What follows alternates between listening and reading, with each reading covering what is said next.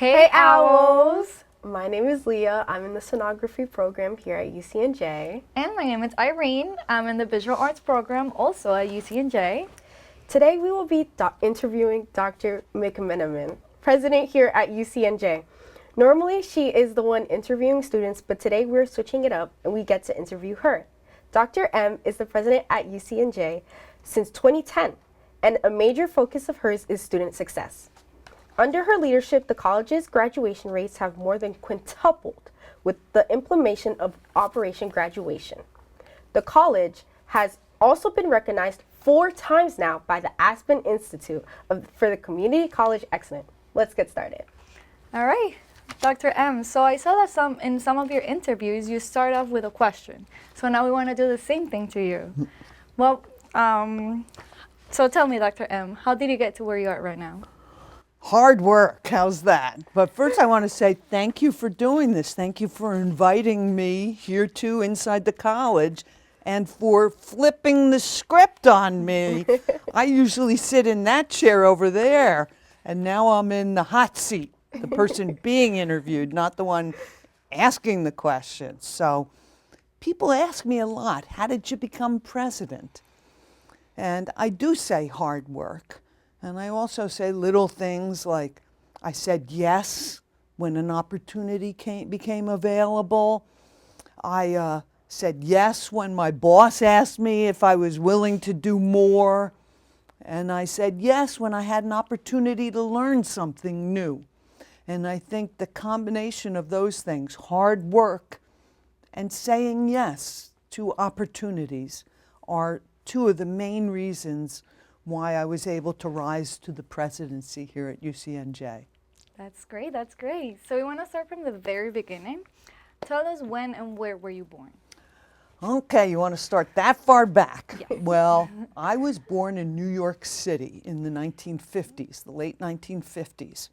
And I was the 3rd of 6 children for my parents. So we were living, my mother had gone to Barnard, and my father was living in New York, my parents were living in New York, and we lived in an apartment in Morningside Heights, which is up near Barnard College.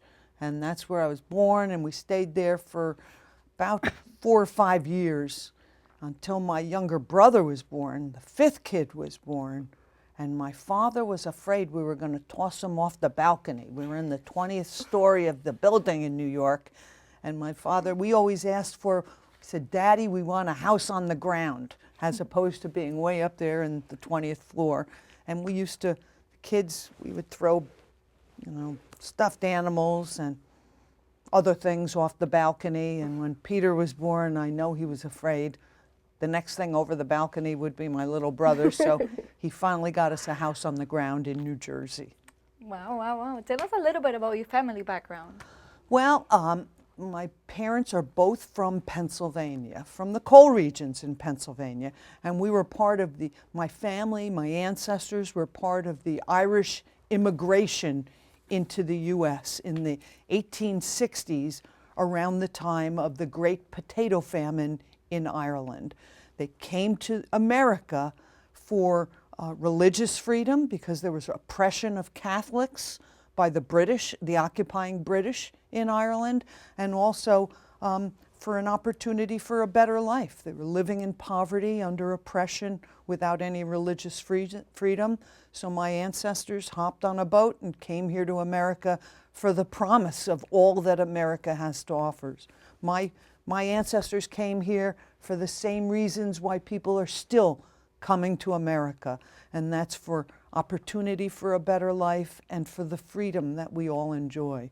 So that's my family background. When they came into America, they ended up migrating into northeastern Pennsylvania, and I come from a family of coal miners and train engineers. Okay. Eventually, during the Depression, my family came into New Jersey, into Newark actually, and eventually my parents got together, thank goodness, and they had 6 children, and I'm number 3, and I have a twin sister, and I have 2 brothers and 3 sisters, an older brother, a younger brother, an older sister, a younger sister, and a twin sister.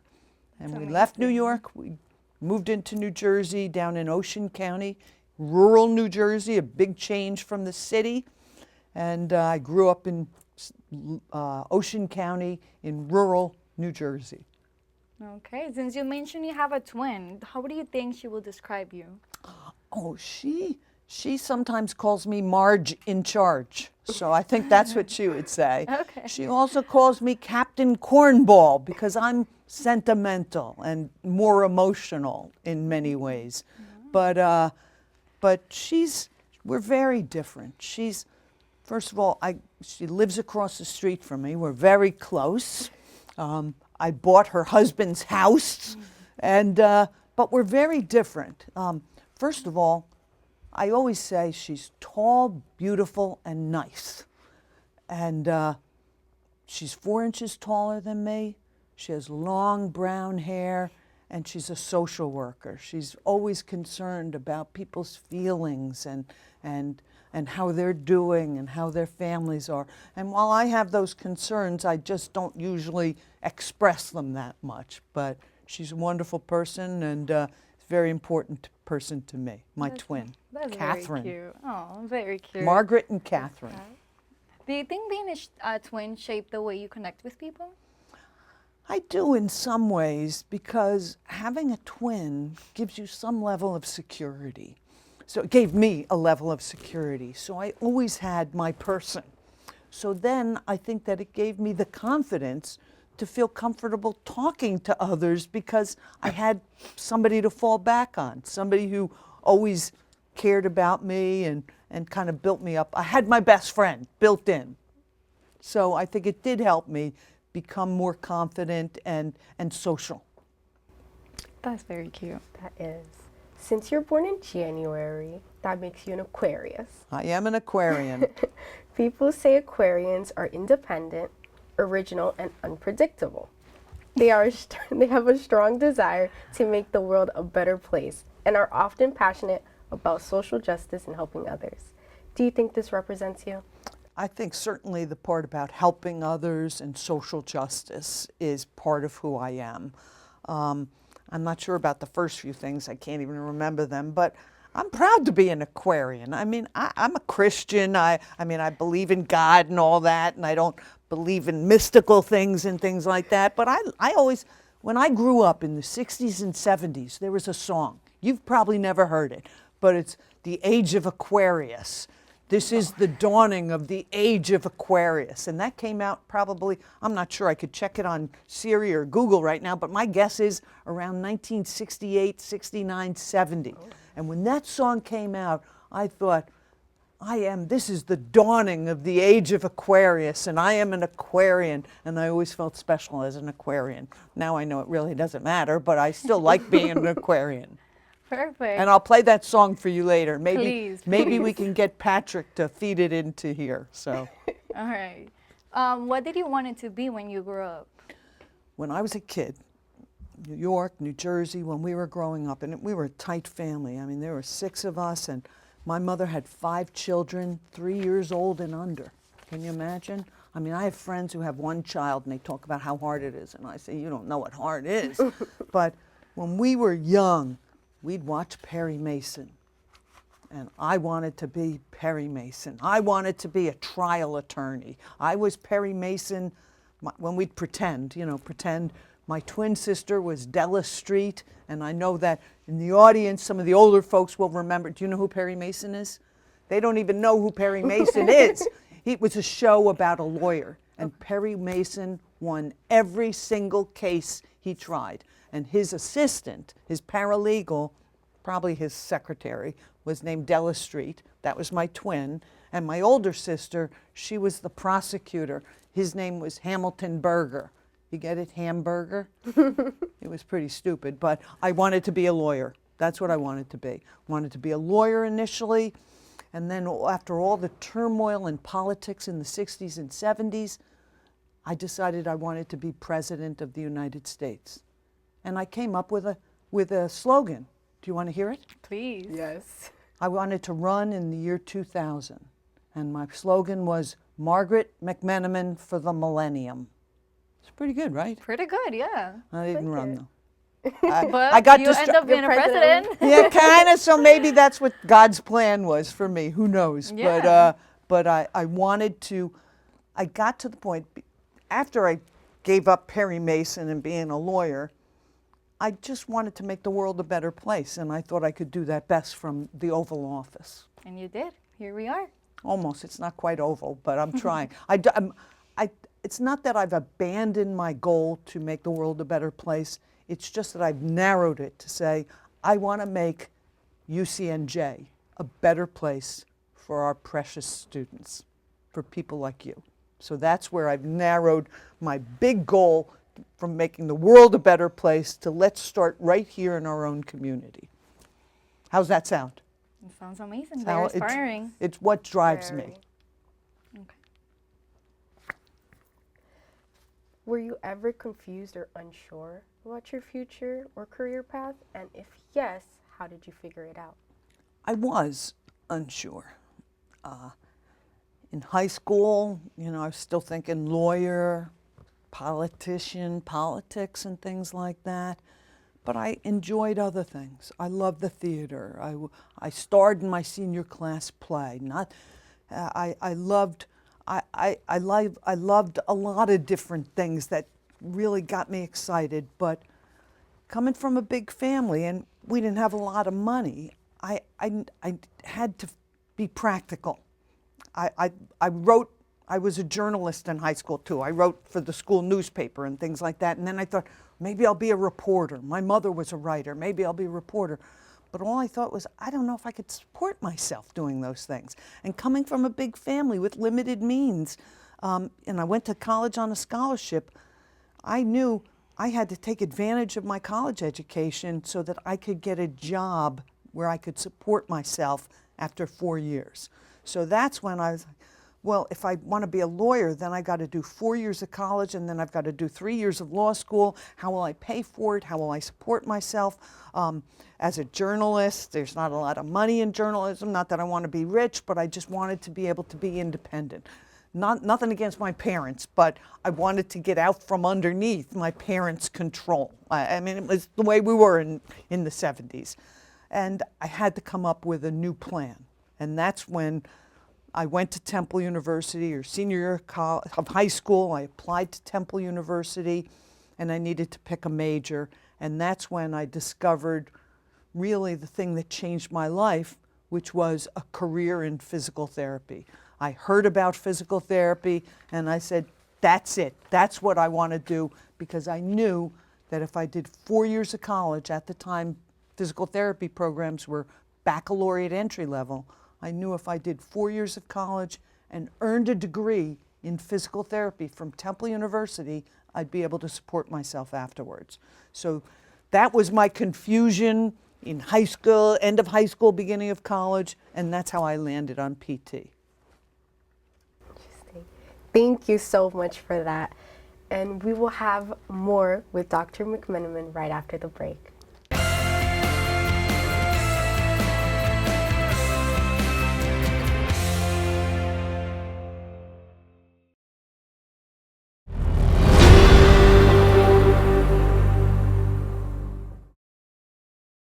At UCNJ, I'm earning my degree in computer information systems, and every project is helping me thrive in the digital world. Aside from classes, getting involved on campus has opened a lot of doors. One of the biggest moments for me was being named a Kaplan Leadership Scholar. It showed me what I was capable of. At UCNJ, it's not just about learning, it's about the real support you get and the opportunities you have to grow. Welcome back, Owls. Thank you for staying tuned in. Now, for this interview, we want to ask you to talk about your presidency and how your life changed after college and all your experiences.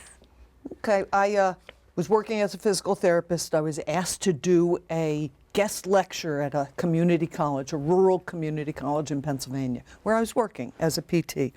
And I did that guest lecture, and I loved it. I enjoyed it immensely, and they liked me too. So a couple weeks later, I got a call back saying, we have a new faculty position, will you apply for it? And I said, why not? So I applied for a faculty position in a community college. I was still very young. This was the early 1980s, and they hired me. And that changed my life. I was able to continue practicing physical therapy, but I became a community college educator and started helping other students. And part of the reason why I got into PT was I wanted to help people. But then I realized if I started teaching, that not only could I help my own patients, but I could help other people learn how to take better care of their patients. So I looked at it as continuing my mission of helping people, and I loved it. And I just progressed in that role from a faculty member to a dean, ultimately a vice president, executive vice president, and then the opportunity at Union opened up when we were Union County College. And I explored this college and learned a lot about it and the great things that happen here. And it was, I still remember, it was March of 2010 where I made a decision that I was going to leave a job that I loved. And well, I didn't know I'd get the job, but I made a decision that I would apply for the presidency here. And fortunately, and sometimes I say by the grace of God, they hired me. And I knew nobody. People always say in New Jersey, you got to know somebody. Who do you know? Or you have to have a connection. I knew an elderly couple in Roselle Park. They're the only ones I knew. And actually, one of my former PT roommates lives here in Cranford with her family. So I knew two people who were not politically connected, but for some reason, the board here at Union County College said, she's the one we want. And I started this journey here in the summer of 2010. And immediately, what I recognized was we have great students. And people say, what do you mean by great students? And I say, they're hardworking, they're smart, and they're ambitious. And some people think ambition is bad. I think ambition is a good thing. I want you to have goals for yourself and to pursue those goals. Set high standards, set high goals. And that's what I found when I came here. And I realized that I could help make a difference here at UCNJ by getting the entire college community to focus on student success. Not on the frills associated with college, but on our core mission of helping students like you get across the finish line, earn a college degree, and experience what I experienced, economic and social mobility by earning a college education. So that's been my mantra and my focus as president here at UCNJ for now. I'm in my 16th year. It's hard to believe. Wow. That is a long time. So you folks were in like kindergarten or first grade 16 years ago, something like that? Probably, yeah. Preschool? Well, that's when we started this journey with me here at UCNJ. That's amazing. Yeah. Being the president has changed your life, I'm sure, but how has the college changed after you became the president? Well, I'd say the major change was a focus on student success. Not just giving students an opportunity to go to college and access. That's the first key to going to college, is get there, access. And some people call that community college 2.0, 1.0. Give everybody an opportunity to go to college. And that's what we focus on here. Come to UCC, get a shot at going to college. But it's more, the goal isn't to get you to come here. The goal is to get you to graduate, to learn and then earn a degree. So the biggest change at UCNJ, and I'll tell you this with confidence, is everyone here, from our public safety officers and our men in facilities to our Board of Trustees and Board of Governors. Everybody affiliated with UCNJ is focused on more than just access. We are focused on student success, ensuring that our students get across the finish line and not just earn a degree, but ultimately have a better life by earning that degree. And that's the big change here. UCNJ was recently named a top 200 community college for the 2027 Aspen Prize and was the top 10 finalist for the 2025 Aspen Prize. It is clear that you made an impact in the community. Tell us, what do these recognitions mean for the UCNJ community? Well, in 2010, at the same time I was coming here to UCNJ, a new group formed that's part of the Aspen Institute. Now, the Aspen Institute is like a think tank. It's been around for about 75 years. But the Aspen Institute developed a new branch in 2010, and that's the College Excellence Program. The Aspen College Excellence Program is focused on identifying high-performing community colleges and celebrating them and sharing what they do. So for the last 15 or 16 years, as we've tried to improve our student success outcomes, people started noticing, not just here in Union County. Certainly the Board of Union County Commissioners has noticed and celebrates us regularly. But nationally, organizations started to recognize something special is going on at UCNJ. That recognition, first in 2021, we were named to the top 150 of community colleges in the country. That's a big deal. That's the top 10%. There are about 1,200 community colleges nationally. We're in the top 150. Then in 2023, we were named to the top 25 community colleges in the country, a semifinalist for the $1 Million Prize. We were thrilled with that, to go from an access college with mediocre outcomes to the top 25 in the country. I didn't think things could get any better than that. But then as we continued to improve, and as we continued to focus on what's important, you're important, and your success is important, Aspen then elevated us in 2025 and said, you're no longer just top 150 or top 25, you are among the top 10 community colleges in the nation. And that's not based on a popularity contest or who likes you or anything like that. That's based on your outcomes. That what we're doing here at UCNJ with students, that the students are graduating at a dramatically higher rate. On the way in, you talked about quintupling the graduation rates. That's not just for the smartest students here or the best prepared students. That's for everyone. And that's what it means to us, that we are delivering on our mission. And you haven't mentioned our mission yet, so I'll do it. Transforming our community one student at a time. And we're delivering on that mission because the graduates of our college are having a better life and experiencing that social and economic mobility that's so important to all of us. So you do care a lot about students. We can all see that. So I have a friend that has a mobility disability, and he's not sure if he should attend to a school in general. What can you offer to him here at UCNJ? Well, no, I'm not just the college president, but I'm also a physical therapist. You're right. And I have a strong a commitment, a drive inside me to ensure that everybody has an opportunity.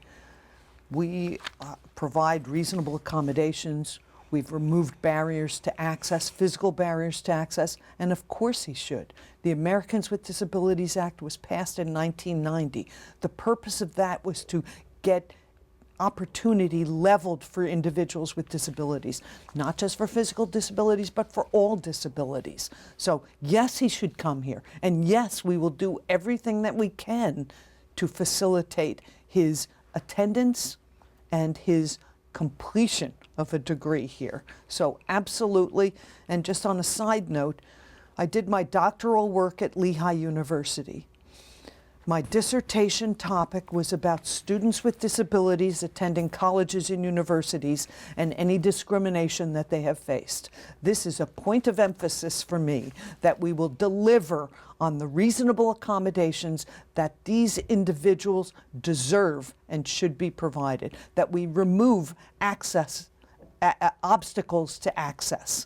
So this is a point of emphasis for me. It was the topic of my research. And as a physical therapist, it's something that I've been addressing in my career since for 50 years. Interesting. If current students asked, why should I come to UCNJ today, and why would it matter for my future tomorrow? How would you respond? Okay, this is a great question, great topic. I love it. I'll tell you, let me start. Two major things. I don't want to talk too long, and I could talk forever on this, but two major things. Number one, factually, simply, cost. Most careers you're going to need a graduate education for. Why not start at community college? Save $100,000, 2 years at a community college instead of going to a 4-year college. Save that money to pay for your graduate work. Bingo, cost. You're saving money. English 101 at UCNJ is the same as English 101 at you name the college. Do you understand? English 101 across the country is English 101. It's 3 credits. Everybody's doing the same. Psychology 101. You think it's worth $10,000, $20,000? It isn't. Take Psychology 101 at your community college. History 101. Is the history better somewhere else? No, it's the same history. Okay, so number one, save money. Number two, I went to Temple University. It's a fantastic university. It's wonderful.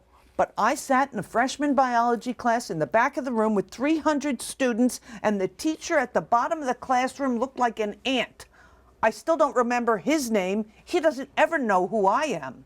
I was taught by a teaching assistant. That's what happens at a university. The faculty are judged by their ability to do research, to get grants, and to publish. Did I mention teaching there? No.